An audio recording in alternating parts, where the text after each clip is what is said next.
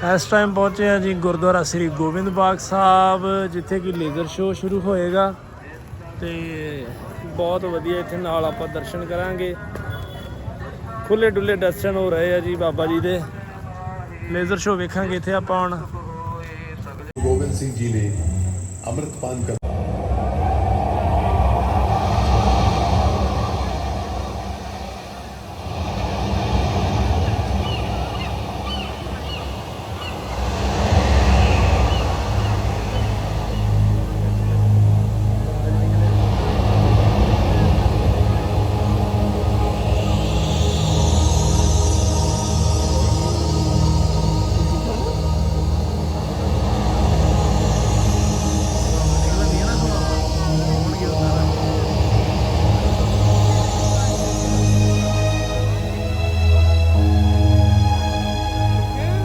अव्वल अल्लाह नूर उपाया, अव्वल अल्लाह नूर उपाया। कुदरत के सब बंदे, कुदरत के सब बंदे, एक नूर ते सब जग उपजया। सब जग उपजया, भले को बंदे, कौन भले को बंदे।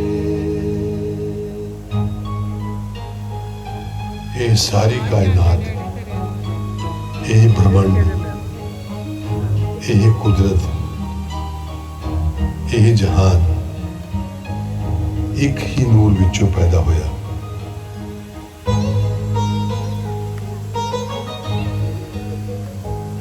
ईश्वर, अल्लाह, गॉड, वाहिगुरु उस एक ही सिरजनहार, एक ही नूर दे अनेक नाम हैं। उसे नूर दी वरोसाई नूरानी जो गुरु नानक देव जी नाल शुरू हुंदा है। वो गुर इतिहास जिसका संक्षेप निरूपण आप जी दे सन्मुख सचखंड श्री हजूर साहब वालों किया जा रहा है।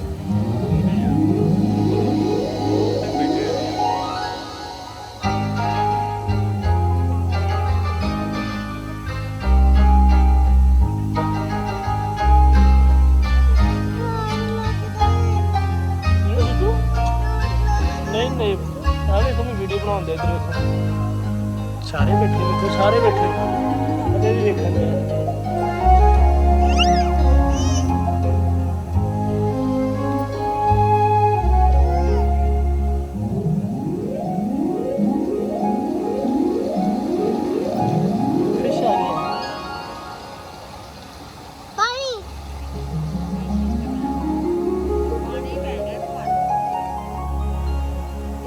पावले दर्द न देड़ जी, जिदा जग विच रोशन नाम। गुरु दसम पिता गोबिंद देव, गोबिंद सिंह जी चरण स्पर्शी था। यह पावले दर्द न देड़ जी।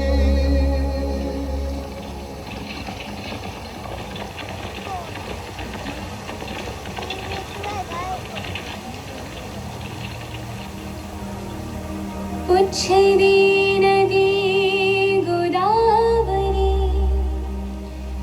एह कौन है शाह असवारनी। मेरी लहर लहर विच खुल गई, जीती छु हसंग रंग हजारनी। एह मां गुजरी दा लालनी, जिदी नूरी जही नोहारनी। गुरु तेग बहादुर ग्रह विखे, जिस पटने लिया अवतारनी। ये ओही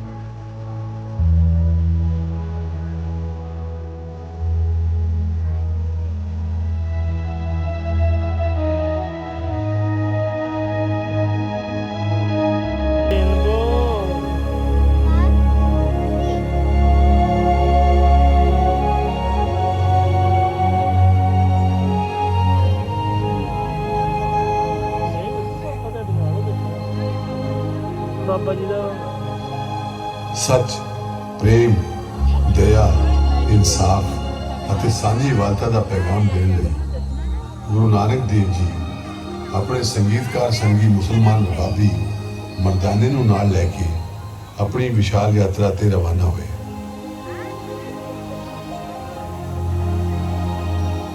ਇਹਨਾਂ ਨੂੰ ਚਾਰ ਉਦਾਸੀਆਂ ਦੇ ਨਾਮ ਦੇ ਨਾਲ ਜਾਣਿਆ ਜਾਂਦਾ ਹੈ। ਗੁਰੂ ਨਾਨਕ ਇਹਨਾਂ ਉਦਾਸੀਆਂ ਦੌਰਾਨ ਮੱਕੇ ਵੀ ਗਏ।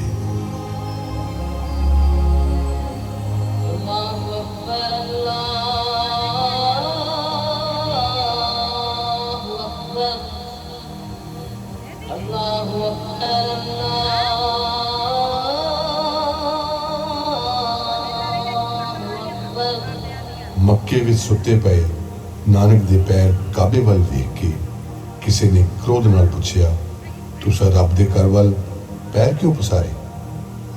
ਹਸ ਗੁਰੂ ਨਾਨਕ ਆਖਿਆ, ਸਦਾ ਮੰਗੋ ਵਲਾ ਤੋ ਖੈਰ, ਜਿੱਧਰ ਰੱਬ ਦਾ ਘਰ ਨਹੀਂ ਉਧਰ ਕਰਦੇ मेरे उधर कर दो पैर। बाबा के हाजियां सुख अमला भाजों दोनों रोई, बाबा के हाजियां पुछन गल मान दी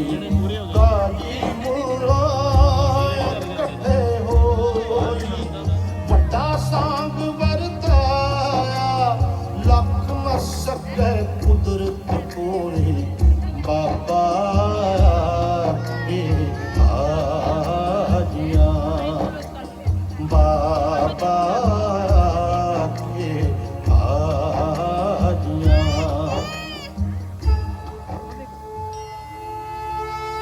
जगन्नाथपुरी दा मंदिर, संध्या दी आरती दा समा और नानक मंदिर के बाहर तालियां भरे आसमान हेठ खड़े हैं। पुजारी के पुछन ते कहन लगे, खत्म हो गई आरती? पर मेरे प्रभु की आरती कदे खत्म नहीं होती, ये हर समय हर तां चलती रहती है। ये सारा गगन उसकी आरती का थाल है। सूरज ते चंद दीवियां वांग बढ़ रहे हैं। ये सारा ब्रह्मांड प्रभु का मंदिर है।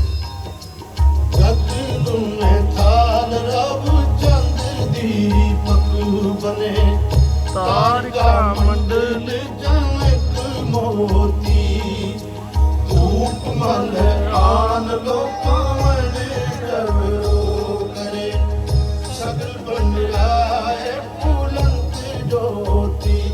कैसी आरती होए, कैसी आरती होए, कैसी आरती होए।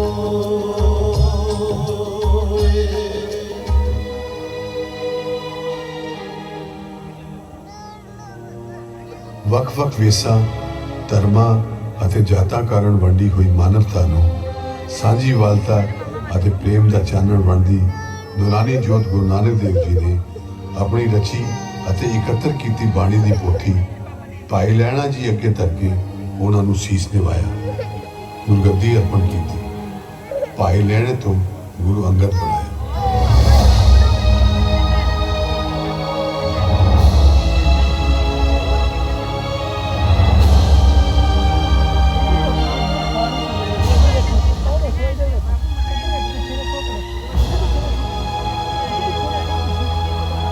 ਸੰਗਤ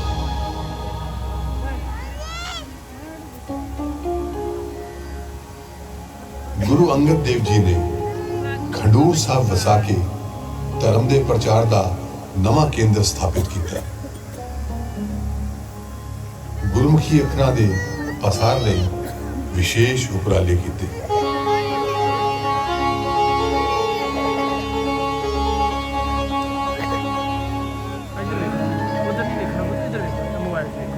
तीसरी पातशाही श्री गुरु अमरदास जी ने ਗੋਇੰਦਵਾਲ ਵਸਾਇਆ।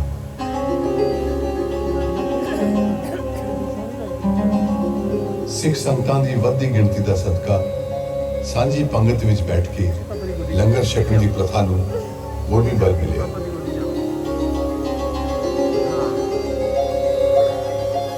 ਗੁਰੂ ਅਮਰਦਾਸ ਜੀ ਨੇ ਸਮਾਜ ਵਿੱਚ ਇਸਤਰੀ ਦੇ ਰੁਤਬੇ ਨੂੰ ਉੱਚਾ ਉਠਾਉਣ ਲਈ ਵਿਸ਼ੇਸ਼ ਯਤਨ ਕੀਤੇ।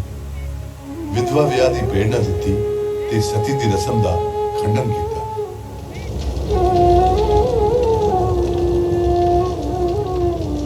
ਸਤਿਆਂ ਸੇ ਨਾ ਆਖੀਆਂ ਜੋ ਮੜੀਆਂ ਲਗ ਜਲਨ। सतिया से नाल का जो बिरहा चोट मरम, जो बिरहा चोट मरम।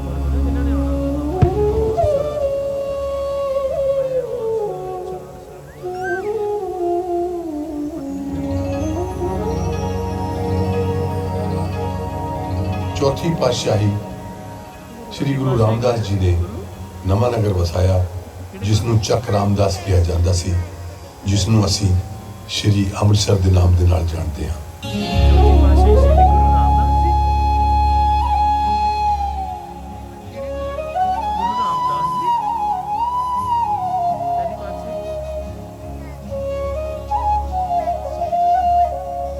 श्री गुरु रामदास जी ने इत्थे सरोवर की खुदवाई भी करवाई। श्री गुरु रामदास जी ने 30 रागां विच बाणी की रचना की।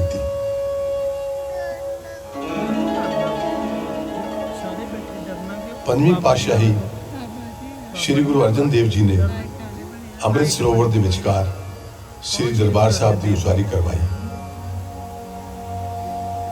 उसका नींह पत्थर मुसलमान सूफी फकीर साईं मियाँ मीर तो रखवा के सांझी वालता, इंसानी प्रेम ਅਤੇ सब धर्मां प्रति सत्कार के संदेश ਨੂੰ साकार रूप प्रदान किया।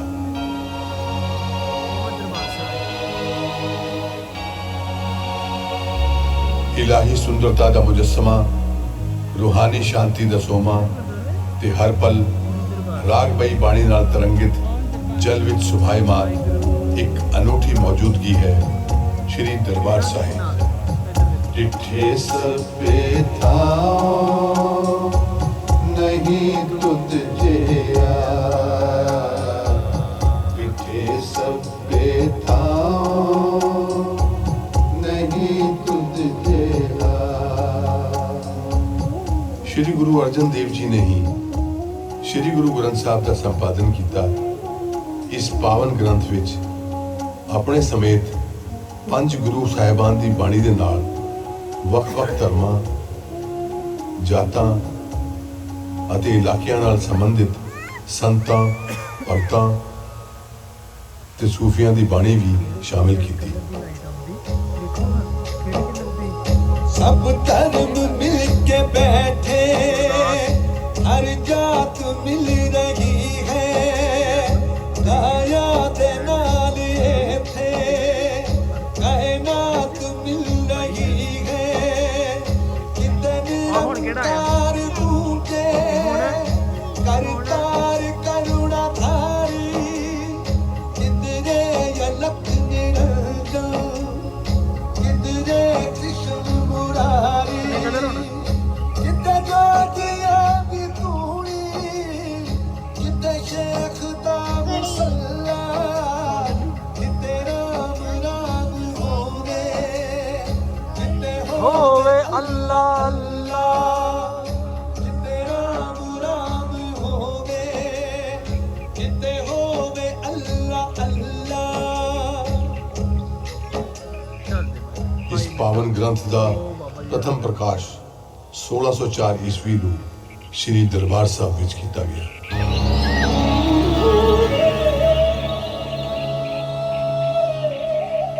ਇੱਕ ਪਾਸੇ ਸਮੁੱਚੀ ਕਾਇਨਾਤ, ਸਾਰੀ ਖਲਕਤ ਤੇ ਸਭ ਧਰਮਾਂ ਨੂੰ ਪਿਆਰ ਦੇਣ ਵਾਲੇ ਇਸ ਪੈਗਾਮ ਦਾ ਚਾਨਣ ਤੇ ਦੂਜੇ ਪਾਸੇ ਬਾਦਸ਼ਾਹ ਜਹਾਂਗੀਰ।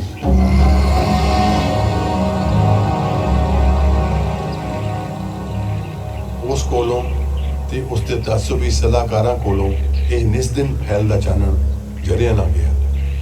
ਜਹਾਂਗੀਰ ਨੇ ਆਪਣੇ ਮੀਰ ਬਖਸ਼ ਮੁਰਤਜ਼ਾ ਖਾਨ ਨੂੰ ਹੁਕਮ ਦਿੱਤਾ ਕਿ ਉਹ ਗੁਰੂ ਅਰਜਨ ਦੇਵ ਨੂੰ ਜਾਂ ਤਾਂ ਇਸਲਾਮ ਕਬੂਲ ਕਰਵਾ ਲਵੇ ਤੇ ਜਾਂ ਉਹਨਾਂ ਦੀ ਹਸਤੀ ਮਿਟਾ ਦੇਵੇ।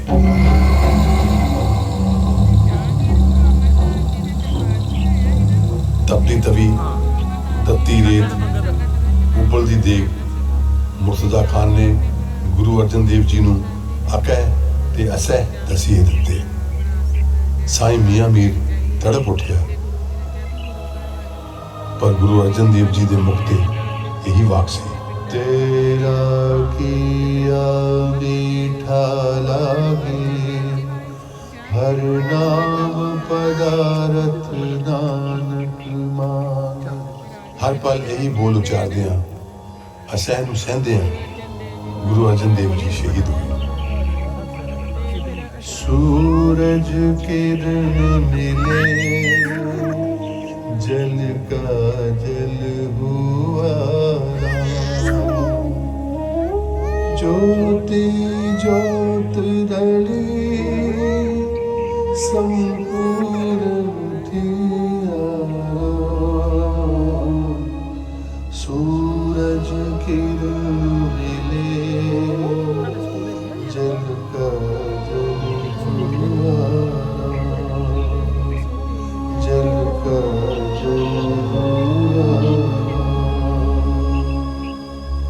ਸੱਚ, ਪ੍ਰੇਮ ਅਤੇ ਸਾਂਝੀਵਾਲਤਾ ਦੇ ਮਹਾਨ ਮਾਰਗ ਨੂੰ ਜੁਗਾਂ ਜੁਗਾਂ ਲਈ ਰੋਸ਼ਨਾਉਣ ਵਾਲੇ ਗੁਰੂ ਅਰਜਨ ਦੇਵ ਜੀ ਨੂੰ ਇਤਿਹਾਸ ਸ਼ਹੀਦਾਂ ਦੇ ਸਰਤਾਜ ਕਹਿ ਕੇ ਯਾਦ ਕਰਦਾ ਹੈ।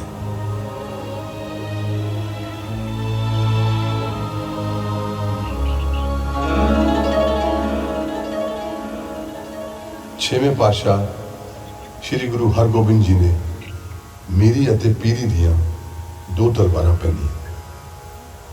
ਰੂਹਾਨੀ ਰਹਿਬਰੀ ਦਾ ਚਿੰਨ੍ਹ ਸੀ ਪੀਰੀ ਦੀ ਤਲਵਾਰ, ਰਾਜਸੀ ਇਤਿਹਾਸਿਕ ਸੂਝ ਅਤੇ ਸ਼ਕਤੀ ਦਾ ਪ੍ਰਤੀਕ ਸੀ ਮੀਰੀ ਦੀ ਤਲਵਾਰ। ਸ਼ਾਂਤੀ ਦੇ ਪੁੰਜ ਗੁਰੂ ਅਰਜਨ ਦੇਵ ਜੀ ਤਾਂ ਜਲ ਵਾਂਗ ਸ਼ੀਤਲ ਰਹੇ, ਪਰ ਉਹਨਾਂ ਨੂੰ ਪਿਆਰ ਕਰਨ ਵਾਲਿਆਂ ਦੇ ਦਿਲਾਂ ਵਿੱਚ ਆਪਣੇ ਗੁਰੂ ਨੂੰ ਦਿੱਤੇ ਗਏ ਤਸੀਹਿਆਂ ਦਾ ਦੁੱਖ ਅੰਗਾਰਿਆਂ ਵਾਂਗ ਬਲਦਾ ਰਿਹਾ। ਉਸ ਦੇ ਸੇਕ ਵਿੱਚ ਲੋਹਾ ਪਿਘਲਣ ਲੱਗਾ, ਸ਼ਮਸ਼ੀਰਾਂ ਬਣਨ ਲੱਗੀਆਂ।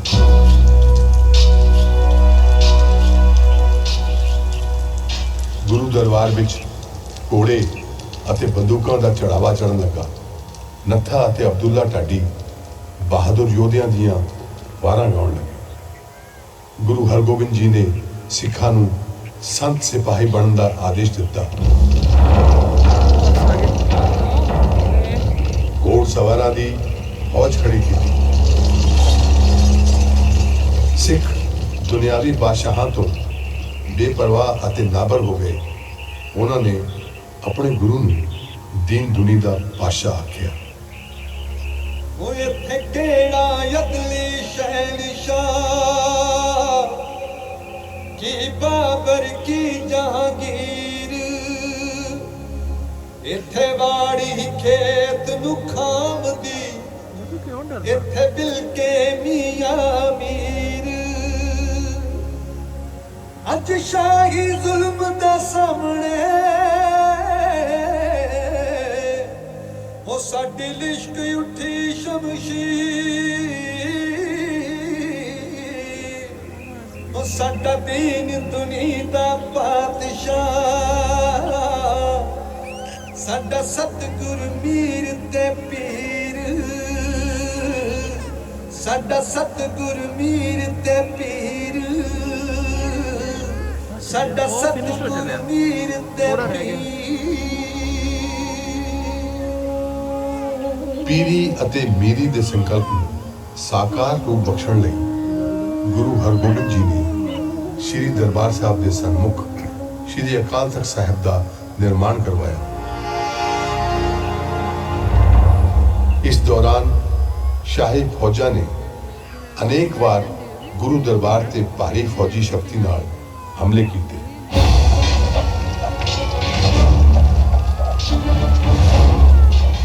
ਪਰ ਹਰ ਵਾਰ ਉਹਨਾਂ ਨੂੰ ਹਾਰ ਖਾ ਕੇ ਮੁੜਨਾ ਪਿਆ।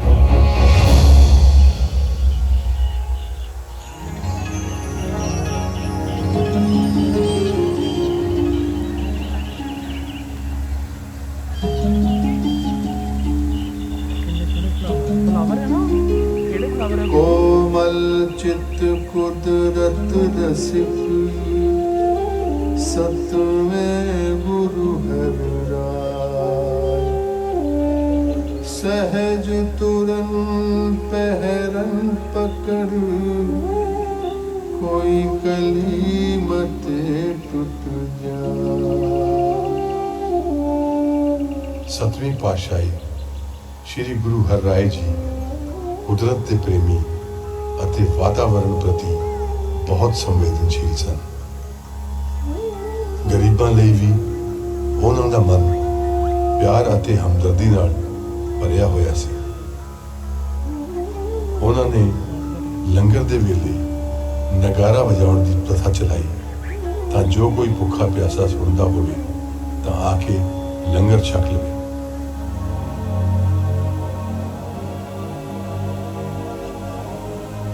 उधर हिंद दे बदल गए तौर तेवर औरंगजेब तख्त नशीन होया शाहां ते फकीरां दा जोड़ के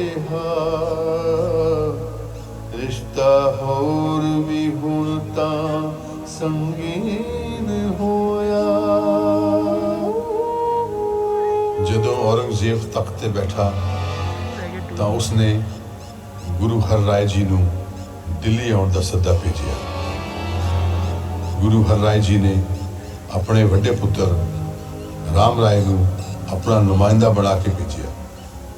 ਔਰੰਗਜ਼ੇਬ ਨੇ ਗੁਰੂ ਗ੍ਰੰਥ ਸਾਹਿਬ ਜੀ ਦੀ ਇੱਕ ਤੁਕ ਤੇ ਇਤਰਾਜ਼ ਕੀਤਾ ਤਾਂ ਰਾਮ ਰਾਏ ਨੇ ਤੁਕ ਦਾ ਇੱਕ ਸ਼ਬਦ ਬਦਲ ਦਿੱਤਾ। ਆਪਣੇ ਪੁੱਤਰ ਦੀ ਇਸ ਇਖਲਾਕੀ ਕਾਇਰਤਾ ਕਾਰਨ ਗੁਰੂ ਹਰਿਰਾਏ ਜੀ ਨੇ ਉਸ ਨੂੰ ਬੇਦਖਲ ਕਰ ਦਿੱਤਾ ਤੇ ਗੁਰਗੱਦੀ ਆਪਣੇ ਛੋਟੇ ਪੁੱਤਰ ਗੁਰੂ ਹਰਕ੍ਰਿਸ਼ਨ ਜੀ ਨੂੰ ਅਰਪਿਤ ਕੀਤੀ। ਦਇਆ ਅਤੇ ਮਾਨਵ ਸੇਵਾ ਦੇ ਸਰੂਪ ਹਰਕ੍ਰਿਸ਼ਨ ਜੀ ਉਦੋਂ ਦਿੱਲੀ ਸਨ ਜਦੋਂ ਸ਼ਹਿਰ ਵਿੱਚ ਚੇਚਕ ਦੀ ਮਹਾਮਾਰੀ ਫੈਲੀ।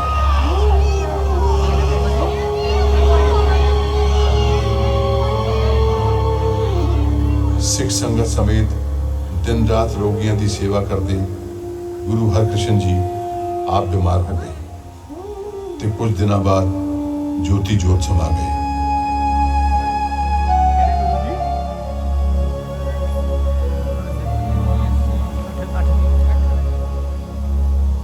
ਜੋਤੀ ਜੋਤ ਸਮਾਨ ਵੇਲੇ ਉਹਨਾਂ ਦੇ ਮੁਖਾਰਬਿੰਦ ਤੇ ਇਹ ਦੋ ਸ਼ਬਦ ਸਨ, ਬਾਬਾ ਬਕਾਲੇ। ਇਹਨਾਂ ਦੋ ਸ਼ਬਦਾਂ ਦਾ ਭਾਵ ਸੀ ਨੌਵੇਂ ਗੁਰੂ ਗੁਰੂ ਤੇਗ ਬਹਾਦਰ ਇਸ ਵੇਲੇ ਬਕਾਲੇ ਵਿੱਚ ਹਨ। ਪਰ ਜਦੋਂ ਇਹ ਦੋ ਸ਼ਬਦ ਬਕਾਲੇ ਪਹੁੰਚੇ ਤਾਂ 22 ਬਾਬੇ ਢੋਂਗੀ ਗੁਰੂ ਬਣ ਬੈਠੇ।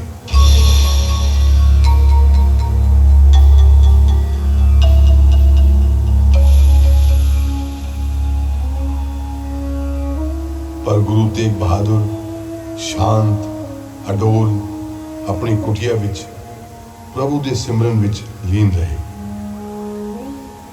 ਉਧਰ ਪੰਜਾਬ ਦੇ ਮਸ਼ਹੂਰ ਸੌਦਾਗਰ ਮੱਖਣ ਸ਼ਾਹ ਲੁਬਾਣਾ ਦੀ ਬੇੜੀ ਦਰਿਆ ਦੀ ਘੁੰਮਣ ਘੇਰੀ ਵਿੱਚ ਡਾਮਾਡੋਲ ਹੋ ਰਹੀ ਸੀ।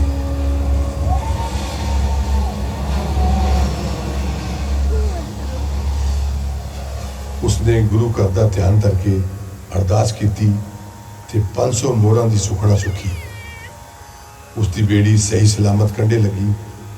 ਸੁਖਣਾ ਪੂਰੀ ਕਰਨ ਲਈ ਉਹ ਬਕਾਲੇ ਪਹੁੰਚਿਆ ਤਾਂ 22 ਗੁਰੂ ਦੇਖ ਕੇ ਹੈਰਾਨ ਹੋਇਆ, ਪਰ 5-5 ਮੋਹਰਾਂ ਹਰ ਆਪੇ ਬਣੇ ਗੁਰੂ ਅੱਗੇ ਤਰੀ ਗਿਆ। ਗੁਰੂ ਤੇਗ ਬਹਾਦਰ ਜੀ ਦੇ ਸਨਮੁਖ ਆ ਕੇ ਵੀ मक्खन शाह ने 5 मोहरा रख के शीस निभाया। गुरु जी हंस के बोले, मक्खन शाह, व्यापार इस तरह नहीं चलते। तेरा इकरार था 500 मोहरा का सी। मक्खन शाह यह वाक सुन के खुशी नाल दीवाना हो गया। छत ते चढ़ के गाउण लगा, कुरुला दोरे कुरुला दोरे कुरुला दोरे कुरुला दोरे कुरुला दोरे कुरुला दोरे कुरुला दोरे कुरुला दोरे कुरुला दोरे कुरुला दोरे कुरुला दोरे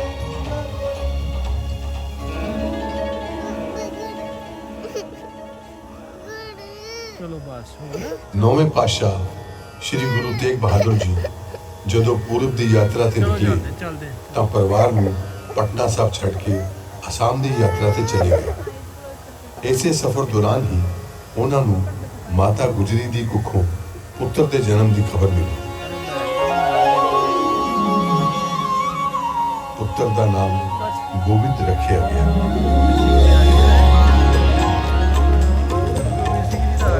प्रगटे पटना नगरी तज सुजनी माता गुजरी गोविंद प्रगटे पटना नगरी तज सुजनी माता गुजरी हर्षित हो गंगा माँ उछरी बोल बड़ तिड़ करती सगरी गोविंद प्रगटे पटना नगरी तज सुजनी माता गुजरी गोविंद प्रगटे पटना नगरी तज सुजनी माता गुजरी।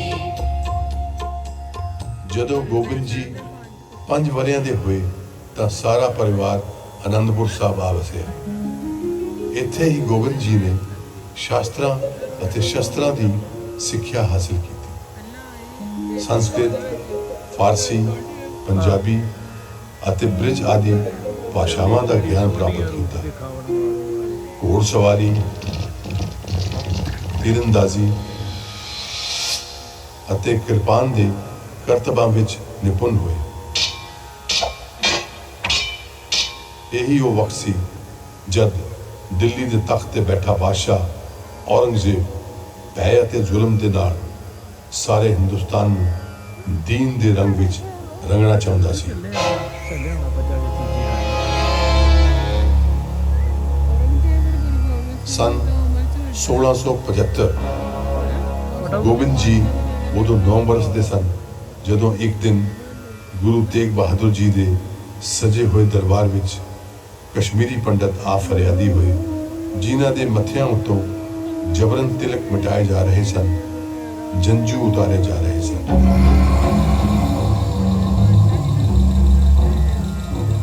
ਉਹਨਾਂ ਦੀ ਦਰਦ ਭਰੀ ਵਿਥਿਆ ਸੁਣ ਕੇ ਸ਼੍ਰੀ ਗੁਰੂ ਤੇਗ ਬਹਾਦਰ ਜੀ ਅਜੇ ਖਾਮੋਸ਼ ਹੀ ਸਨ ਕਿ ਬਾਲ ਗੋਬਿੰਦ ਬੋਲ ਉਠੇ, ਗੁਰੂ ਪਿਤਾ ਇੱਕ ਅਰਜ਼ ਅੱਜ ਬਾਰਿਕ ਤੇਰਾ ਕਰੇ, ਤੁਧ ਬਿਨ ਕੌਣ ਜੋ ਜਿੰਦ ਦਾ ਦੀਵਾ ਬਾਲ ਧਰੇ, ਝੁੱਲਣ ਲੱਖ ਹਨੇਰੀਆਂ ਕਹਿਰ ਦੀ ਪੌਣ ਵਗੇ, ਤੇਰੇ ਸੱਚ ਬਲੀਦਾਨ ਦਾ ਜੁਗ ਜੁਗ ਦੀਪ ਜਲੇ।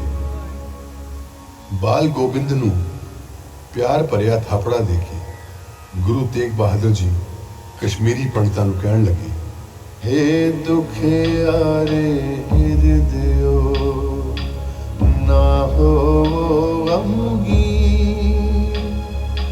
हाकम नू जाके दियो ए गल नाल यकीन, तेग बहादुर मन लवे जेकर तेरी सारा हिंद ही अपना बदल लवेगा दीन। गुरु तेग बहादुर जी ਇਨਸਾਨੀ ਸੁਤੰਤਰਤਾ, ਇਨਸਾਫ ਅਤੇ ਦੀਨਾਂ ਦੁਖੀਆਂ ਦੀ ਰੱਖਿਆ ਵਾਸਤੇ ਬਲੀਦਾਨ ਦੇਣ ਲਈ ਦਿੱਲੀ ਵੱਲ ਰਵਾਨਾ ਹੋ ਗਏ।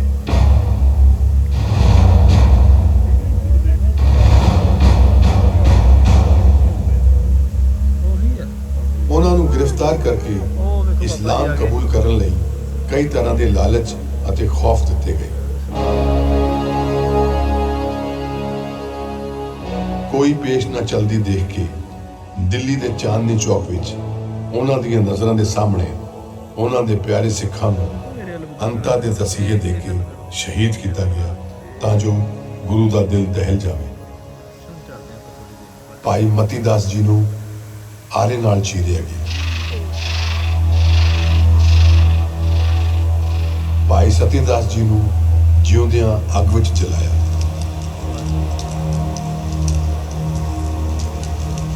ਭਾਈ ਦਿਆਲਾ ਜੀ ਨੂੰ ਦੇਗ ਵਿੱਚ ਉਬਾਲਿਆ ਗਿਆ।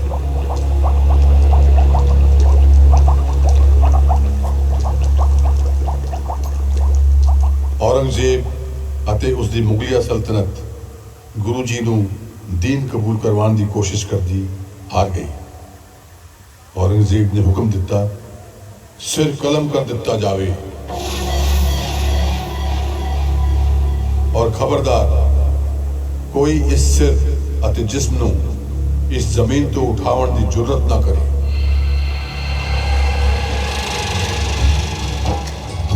सीधे नाल सिदक मुंह करना सिखे जुदा ਭਾਈ ਜੱਤਾ ਜੀ तड़ दे नालों कर गए पूरा ਜਣੇ ਬੈਠੇ ਦੇਖੋ ਆਪਣੇ ਪਿੱਛੇ ਇੱਧਰ ਦੇਖੋ। शीस जमीन ते टह पिया मच गई हाहाकार धरती मां ने चुम के आख्या मैं बलिहार आख्या मैं बलिहार आख्या मैं बलिहार देख बहादुर के चलत पयो जगत में शोक है सब जग भयो जय जय जय सुरलोक जय जय जय सुरलोक जय जय जय सुरलोक। ਸ਼ਾਹੀ ਫਰਮਾਨ ਦੀ ਪਰਵਾਹ ਨਾ ਕਰਦਿਆਂ ਵਣਜਾਰਾ ਸਿੱਖ ਲੱਖੀ ਸ਼ਾਹ ਗੁਰਾਂ ਦੀ ਦੇਹੀ ਨੂੰ ਆਪਣੇ ਗੱਡੇ ਵਿੱਚ ਲੁਕਾ ਕੇ ਆਪਣੇ ਪਿੰਡ ਲੈ ਗਿਆ ਤੇ ਗੁਰਾਂ ਦੀ ਦੇਹੀ ਦਾ ਸੰਸਕਾਰ ਕਰਨ ਲਈ ਆਪਣੇ ਘਰ ਨੂੰ ਅੱਗ ਲਾ ਦਿੱਤੀ। ਭਾਈ ਜੱਤਾ ਜੀ ਲੈ ਕੇ ਗਏ ਸੀ। ਗੁਰਾਂ ਦੇ ਸੀਸ ਨੂੰ ਆਪਣੀ ਬੁੱਕਲ ਵਿੱਚ ਲੁਕਾ ਕੇ ਰਾਤਾਂ ਅਤੇ ਝੱਖੜ ਚੀਰਦਾ ਆਨੰਦਪੁਰ ਸਾਹਿਬ ਗੁਰੂ ਗੋਬਿੰਦ ਸਿੰਘ ਜੀ ਕੋਲ ਪਹੁੰਚਿਆ ਤੇ ਉਹਨਾਂ ਨੂੰ ਗੁਰੂ ਦਾ ਸੀਸ ਅਰਪਿਤ ਕੀਤਾ। ਰੰਗਰੇਟਾ ਗੁਰੂ ਦਾ ਬੇਟਾ ਕਹਿ ਕੇ ਦਸਮ ਪਾਤਸ਼ਾਹ ਨੇ ਭਾਈ ਜੈਤੇ ਨੂੰ ਗਲੇ ਲਗਾਇਆ ਤੇ ਸੀਸ ਦਾ ਸੰਸਕਾਰ ਕੀਤਾ। ਗੁਰੂ ਪਿਤਾ ਦੀ ਸ਼ਹਾਦਤ ਦਸਮ ਪਾਤਸ਼ਾਹ ਦੇ ਨੈਣਾਂ ਨੂੰ ਐਸੀ ਨਮੀ ਤੇ ਲੌ ਦੇ ਗਈ ਕਿ ਉਹਨਾਂ ਨੇ ਆਉਂਦੇ ਸਮਿਆਂ ਨੂੰ ਅਨੰਤ ਕਾਲ ਤੱਕ ਨਿਹਾਰਿਆ। ਆਉਣ ਵਾਲੇ ਸਮਿਆਂ ਵਿੱਚ ਆਪਣੇ ਸਿੱਖਾਂ ਨੂੰ ਜ਼ਬਰ ਅਤੇ ਜ਼ੁਲਮ ਨਾਲ ਟਕਰਾਉਣ ਲਈ ਤਿਆਰ ਹੋਣ ਦਾ ਆਦੇਸ਼ ਦਿੱਤਾ।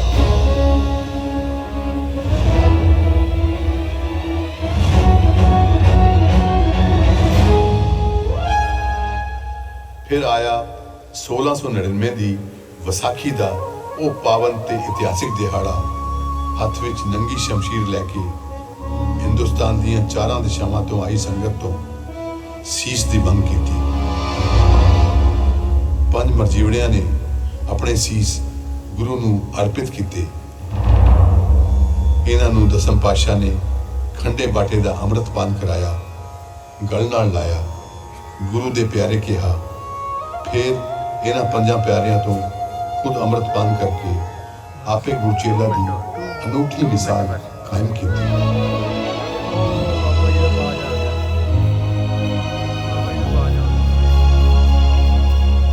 ਇਸ ਮੌਕੇ ਤੇ ਆਏ ਹੋਏ ਵੱਖ-ਵੱਖ ਵਰਣਾਂ ਅਤੇ ਜਾਤਾਂ ਨਾਲ ਸੰਬੰਧ ਰੱਖਣ ਵਾਲੇ ਵਿਸ਼ਾਲ ਜਨ ਸਮੂਹ ਨੂੰ ਇੱਕੋ ਹੀ ਬਾਟੇ ਚੋਂ ਅੰਮ੍ਰਿਤ ਛਕਾਇਆ। ਸਦੀਆਂ ਤੋਂ ਚੱਲਦੇ ਆ ਰਹੇ ਜਾਤ-ਪਾਤ ਦੇ ਸਰਾਪ ਨੂੰ ਇੱਕੋ ਪਲ ਵਿੱਚ ਮਿਟਾ ਕੇ ਖਾਲਸਾ ਪੰਥ ਦੀ ਸਿਰਜਣਾ ਕੀਤੀ, ਜਿਸ ਨੂੰ ਇੱਕ ਨਵਾਂ ਵੇਸ ਦੇ ਕੇ ਅਕਾਲ ਪੁਰਖ ਦੀ ਫੌਜ ਕਿਹਾ।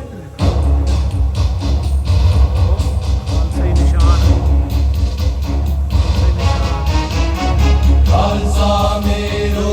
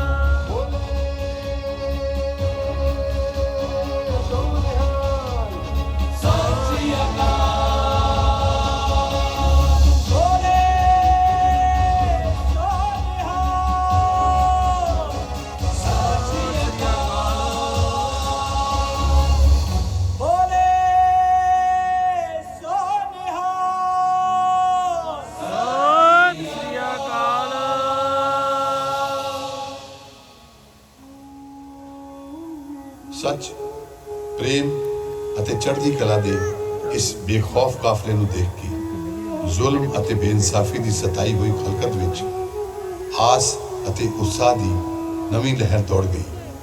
ਪਰ ਮੁਗਲ ਸਲਤਨਤ, ਪਹਾੜੀ ਰਾਜਿਆਂ ਅਤੇ ਅਖੌਤੀ ਉੱਚੀਆਂ ਜਾਤਾਂ ਨੂੰ ਇਹ ਅਣਖੀਲਾ ਪੰਥ ਚੁਭਣ ਲੱਗਾ। ਖਾਲਸੇ ਦੀ ਹੋਂਦ ਮਿਟਾਉਣ ਦੀਆਂ ਤਰਕੀਬਾਂ ਹੋਣ ਲੱਗੀਆਂ। ਖੁਦਗਰਜ਼ ਅਤੇ ਹੰਕਾਰੀ ਤਾਕਤਾਂ ਸਿਰ ਜੋੜਨ ਲੱਗੀਆਂ। ਚਾਰੇ ਪਾਸਿਓਂ ਜ਼ੁਲਮ ਦਾ ਗਰਦ ਗੁਬਾਰ ਇਕੱਠਾ ਹੋਣ ਲੱਗਾ। ਸੱਚ, ਆਤਮ ਸਨਮਾਨ ਅਤੇ ਇਨਸਾਫ ਦੀਆਂ ਲਾਟਾਂ ਨੂੰ ਬੁਝਾਉਣ ਲਈ ਵਾਰ-ਵਾਰ ਜ਼ੁਲਮ ਅਤੇ ਬੇਇਨਸਾਫੀ ਦੇ ਚੱਕਰ ਚੁੱਲੇ। ਪਹਾੜੀ ਰਾਜਿਆਂ ਅਤੇ ਮੁਗਲਿਆ ਸਲਤਨਤ ਦੀਆਂ ਭਾਰੀ ਫੌਜਾਂ ਨੇ ਰਲ ਕੇ ਬਾਰ-ਬਾਰ ਹਮਲੇ ਕੀਤੇ। 1.25 ਲੱਖ ਸੇ ਇੱਕ ਲੜਾਊ ਦੇ ਗੁਰੂ ਵਾਕ ਅਨੁਸਾਰ ਗੁਰੂ ਦਾ ਖਾਲਸਾ ਬੇਮਿਸਾਲ ਬਹਾਦਰੀ ਨਾਲ ਲੜਿਆ। ਸਰਬੰਸ ਦਾਨੀ ਬੇਕਸਾਂ ਦੇ ਯਾਰ ਗੁਰੂ ਗੋਬਿੰਦ ਸਿੰਘ ਜੀ ਨੇ ਅਕਾਲ ਪੁਰਖ ਦੇ ਆਦੇਸ਼ ਮੁਤਾਬਕ ਦੁਨੀਆ ਉੱਤੇ ਸੱਚ, ਹੱਕ ਅਤੇ ਇਨਸਾਫ ਦੀ ਰੱਬੀ ਹਕੂਮਤ ਕਾਇਮ ਕਰਨ ਲਈ ਆਪਣਾ ਸਾਰਾ ਸਰਬੰਸ ਕੁਰਬਾਨ ਕਰ ਦਿੱਤਾ। ਇਤਿਹਾਸ ਵਿੱਚ ਇਸ ਦੀ ਮਿਸਾਲ ਕਿਤੇ ਹੋਰ ਨਹੀਂ ਮਿਲਦੀ। ਚਲੋ ਫਿਰ ਚੱਲਦੇ ਆਪਾਂ। ਚਮਕੌਰ ਦੀ ਗੜੀ ਵਿੱਚ ਆਪਣੇ ਵੱਡੇ ਸਾਹਿਬਜ਼ਾਦਿਆਂ ਅਜੀਤ ਸਿੰਘ ਤੇ ਜੁਝਾਰ ਸਿੰਘ ਨੂੰ ਆਪਣੇ ਹੱਥੀਂ ਸ਼ਹੀਦੀ ਗਾਨੇ ਬਣ ਕੇ ਜੂਝਣ ਲਈ ਤੋਰਿਆ। ਭਾਰੀ ਫੌਜ ਦਾ ਮੁਕਾਬਲਾ ਕਰਦੇ ਹੋਏ ਗੁਰੂ ਦੇ ਲਾਲ ਰਣ ਖੇਤਰ ਵਿੱਚ ਸ਼ਹੀਦ ਹੋਏ।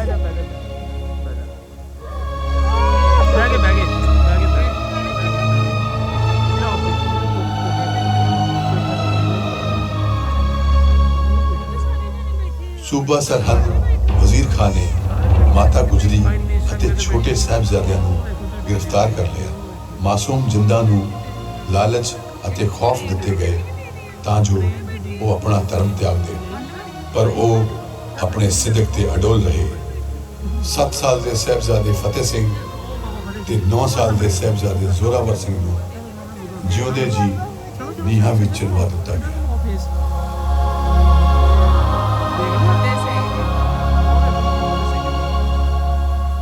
ਇਹਨਾਂ ਮਾਸੂਮ ਜਿੰਦਾਂ ਦੀ ਸ਼ਹਾਦਤ ਦੀ ਖਬਰ ਸੁਣ ਕੇ ਮਾਤਾ ਗੁਜਰੀ ਨੇ ਪ੍ਰਾਣ ਤਿਆਗ ਦਿੱਤੇ।